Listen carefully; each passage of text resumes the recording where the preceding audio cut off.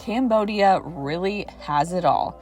From postcard perfect islands to jungles and ancient temples to its rich culture and warm people.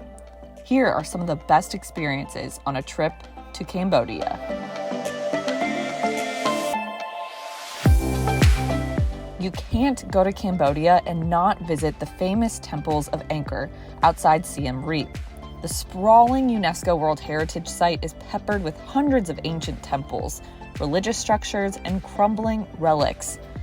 Over-tourism is a major issue, and crowds can be brutal. And unlike most tourist spots, getting there early won't really help you, as most people go there specifically to see sunrise. So maybe consider going a little bit later in the day, actually.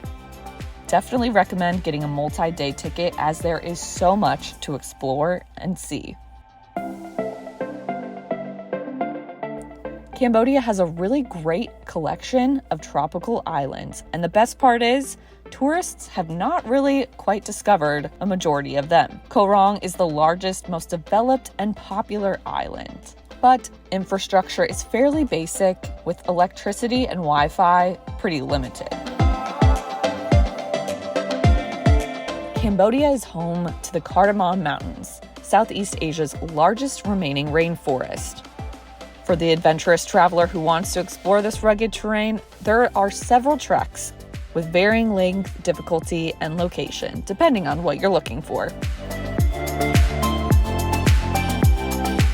Cambodia is known for their food, and people love to constantly snack throughout the day.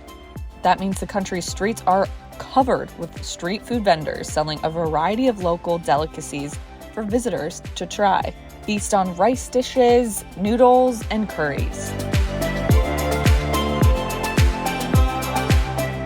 The Mekong River is a Southeast Asian icon, slicing through 6 countries as it makes its way from Tibet to Vietnam. In Cambodia, it passes through Phnom Penh on its way to Vietnam.